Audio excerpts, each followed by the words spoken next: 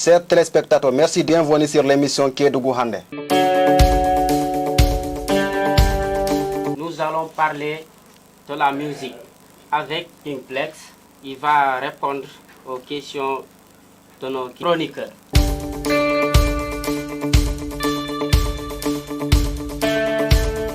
Kingplex, qu'est-ce qui vous a motivé de faire de la musique? Bon, bonjour à tout le monde d'abord. Moi, je m'appelle Kingplex. Je suis artiste, interprète et compositeur à Kédougou ici. Donc, ce qui m'a poussé à entrer dans la musique, surtout parce que si vous remarquez, la musique que je suis en train de faire, c'est une musique engagée, révolutionnaire. Donc, c'est par rapport à une situation que traverse ma région qui est Kédougou. Donc, c'est pour tous ces mots-là que je me suis engagé à faire la musique. Est-ce que Kédougou apparaît dans votre scène musicale?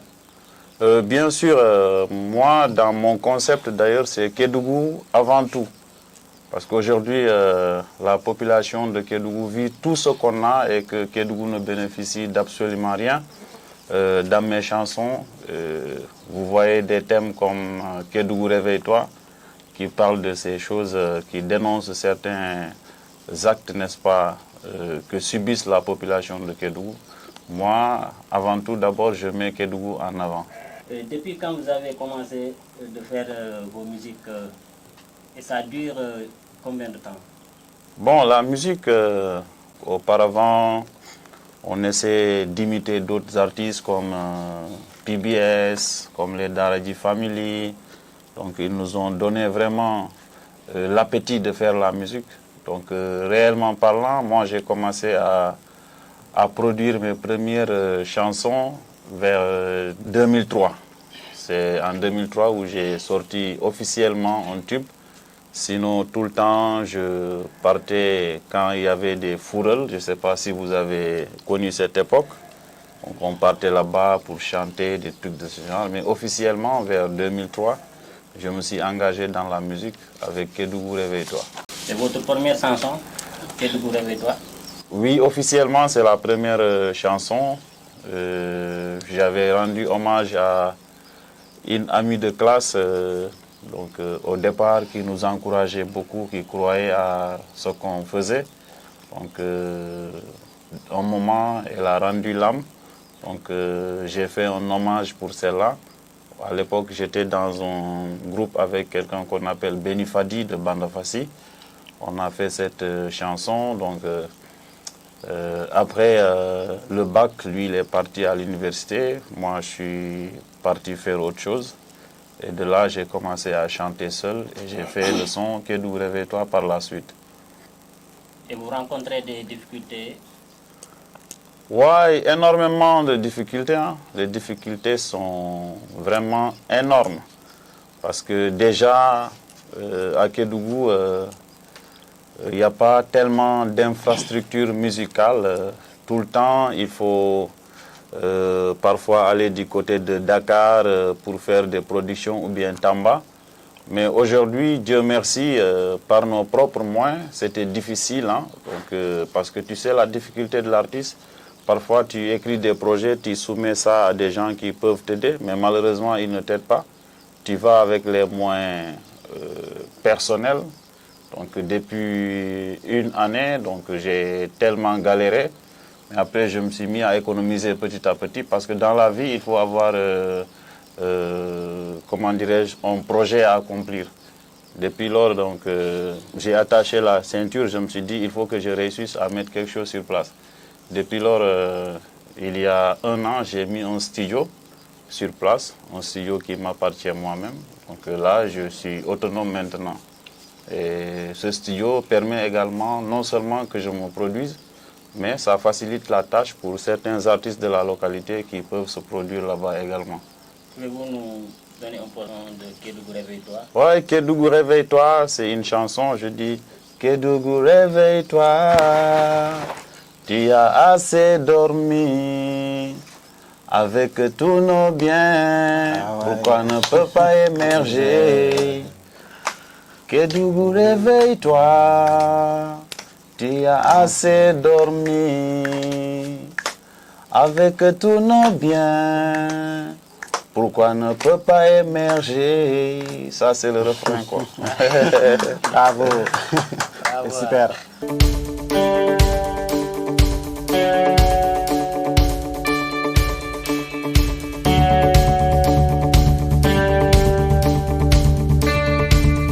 Que pensez-vous pour avancer le reggae au Sénégal? Le reggae, vous savez, c'est une musique universelle, mais qui n'est pas tellement populaire au Sénégal.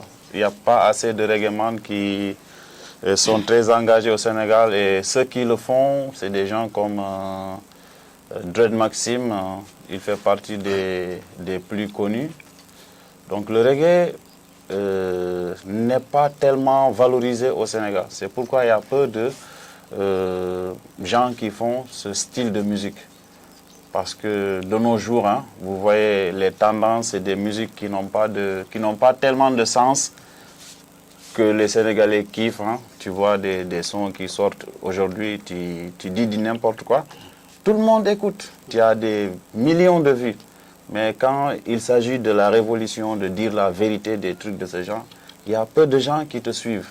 Donc par rapport à ça aussi, ce sera difficile pour que le reggae avance au niveau du Sénégal. Parce que c'est un style de musique qui n'est pas du tout donc valorisé dans notre pays.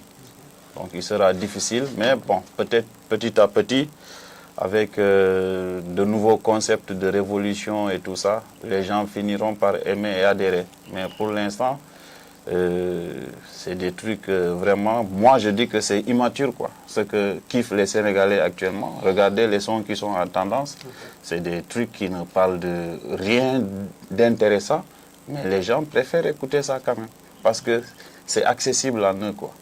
Et le reggae n'est pas fait pour n'importe qui. Il faut avoir une tête pensante et tout ça pour vraiment décortiquer et aimer le reggae. Vous êtes porteur de voix.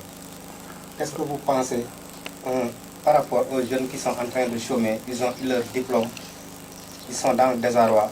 Qu'est-ce que vous faites dans la musique pour les ramener dans la société? Oui, effectivement, parce que moi, pour la plupart, si tu vois, mon surnom, on m'appelle Kingplex, la voix des sans-voix. Donc du coup, j'ai parlé d'une chanson qui traite de ça. Il est temps qu'on se lève parce qu'aujourd'hui, ce n'est pas intéressant qu'un jeune aille faire ses études et prendre ses diplômes, les ranger dans une valise. Donc est-ce que cela va promouvoir, n'est-ce pas, dans l'avenir, l'éducation de nos enfants? Par exemple, si tu vois, je traitais sur l'angle qui concerne Kédougou, par exemple.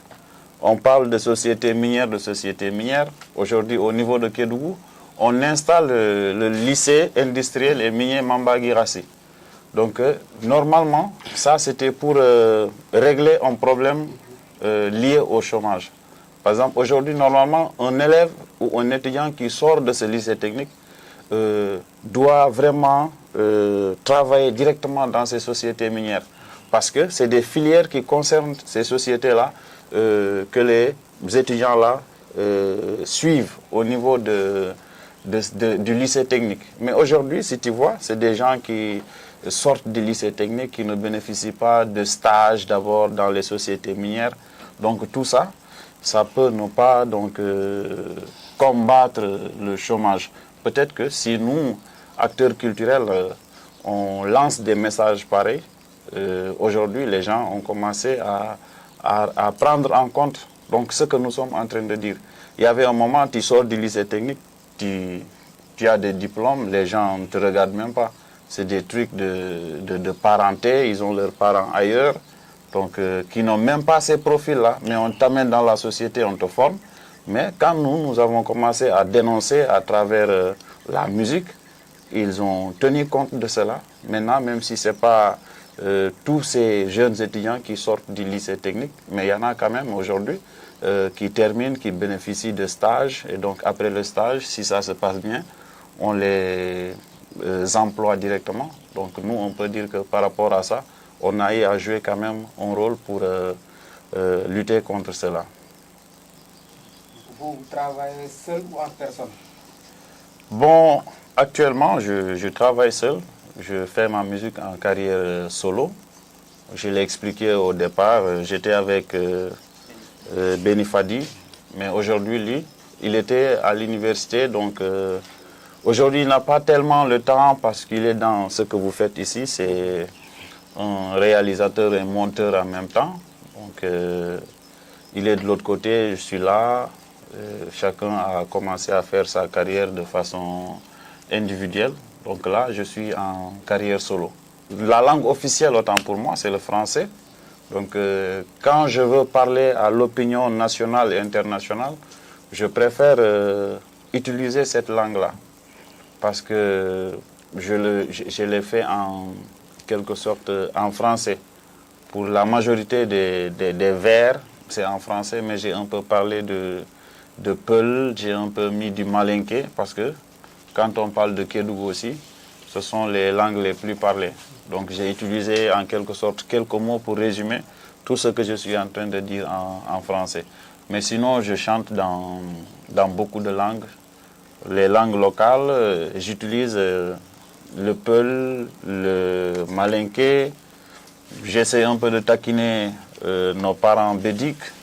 Je chante en français et en anglais aussi. En bédique, ouais, j'ai fait une chanson, d'ailleurs, il y a même un clip sur ça. Donc, Genboe Ejimedi Girako.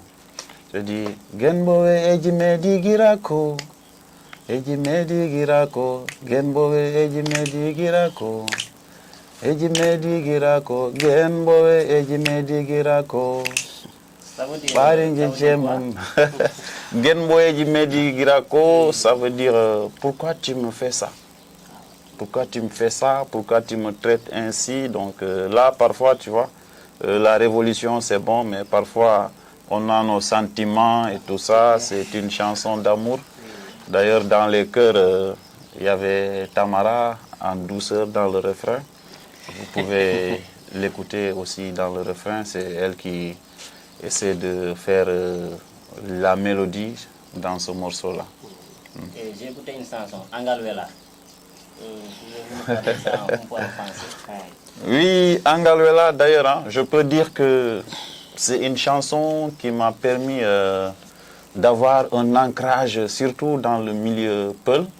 Je vous raconte une petite anecdote. Je voyageais avec des gens. Ils écoutaient le morceau là. J'étais là dans le bus avec eux. On est descendu pour manger. Après, il écoutait, le gars dit, ah, mais le gars là, ce qu'il chante là, c'est extraordinaire, des trucs de ce genre. Après, l'autre racontait des trucs. Ben, je me suis dit, le gars, vous le connaissez? Il me dit, non, on ne le connaît pas, mais franchement, c'est quelqu'un, il a tout dit de la vie, il a tout dit. Nous, on l'écoute tellement, même au niveau de nos radios en Guinée, les gens l'écoutent excellemment bien. Une fois aussi, on m'a invité à un festival, c'est un reggaeman connu du côté de la Guinée qui s'appelle Abraham Singa. Les gens écoutaient le son, mais ils ne me connaissaient pas. Donc, quand j'ai joué à ce festival, après ma prestation, il y a des gens qui sont venus me dire, toi, tiens, est-ce que réellement c'est toi qui as composé le morceau là? Est-ce que c'est toi qui as chanté ça? Tu n'es pas en train d'imiter seulement. Je dis, effectivement, c'est moi qui l'ai chanté. Parce que c'est une chanson qui parle des réalités de la vie. Aujourd'hui, dans nos sociétés, si tu n'as rien, bon, on ne t'accorde aucune considération. Même dans ta propre famille, tu n'as rien, tu as un petit frère qui est beaucoup plus riche que toi ou bien des trucs de gens. C'est lui qui prend des décisions à ta place. Pourquoi? Parce que tu n'as absolument rien. Donc, c'est par rapport à ça que je me suis inspiré une fois. J'étais parti pour un enterrement de quelqu'un qui n'a absolument rien. C'était très difficile même pour demander aux gens qui devaient entrer dans la tombe pour lui mettre à l'intérieur. C'était compliqué. Je fais une comparaison par rapport à quelqu'un qui est riche où ce sont les hommes les plus forts dans la foi, que ce soit catholique ou musulman. Donc, ils se tiraillent pour ton enterrement. Mais si tu n'as absolument rien, les gens se disent, bon, on se dépêche, on a d'autres choses à faire. Et si c'est quelqu'un qui est riche, chacun veut se faire remarquer, se faire voir, et tu vois. Donc, c'est par rapport à ça que je dis que quand tu n'as rien, tu n'es rien, quoi. Oui, effectivement, je prépare un nouveau morceau. D'ailleurs, actuellement, les réalisateurs sont sur la vidéo. Le morceau, il est fin prêt. Bon, ça parle des merveilles de Kédougou parce que chaque fois, dénoncer également. Les gens vont se dire, ah, Kédougou, quand tu parles de Kédougou, les gens pensent à l'or, alors qu'il y a d'autres richesses à Kédougou plus que l'or. On a des richesses culturelles, nos cascades, la verdure qui est là. Kédougou est une région très riche. C'est pourquoi donc on vient dans une autre façon avec un morceau qui s'appelle Kédougou, on t'aime fort. Et rien ne pourra changer cet amour parce que ta beauté fait notre fierté. Et là, on parle des merveilles de Kédougou. En tout cas, bientôt, vous aurez la surprise, quoi, Inch'Allah. Mais maintenant, si on veut vous suivre sur votre page, comment on va faire? Bon, moi, ma page, je suis sur Facebook. Je suis sur toutes les plateformes, Facebook, Instagram et YouTube. Il s'agit tout simplement de mettre Kingplex. Et pour ceux qui me connaissent, ils verront ma photo et tout ça, quoi. Vous n'avez pas des émissions à faire? Des émissions, ben, j'ai une émission également parce que là, je suis musicien en même temps, je suis animateur également, quoi. J'ai une émission célèbre de reggae, au niveau d'un média local qui est la radio communautaire de Kédougou. Donc j'ai une émission de reggae là-bas. Là-bas aussi, ça me permet de faire la promotion des jeunes talents, donc on peut tirer pour que moi aussi, que je ne sois pas seul dans ce style de reggae. Donc ceux qui font la musique reggae, je fais leur promotion pendant ces émissions. Du coup, je commence à tirer un peu les gens pour qu'ils fassent le reggae également. Donc c'est ça la politique, quoi. Et on regarde, on écoute la radio bien sur vos pages si c'est possible. Ouais, sur ma page Facebook, l'émission se fait sur la fréquence 93.9, mais sur ma page Facebook également.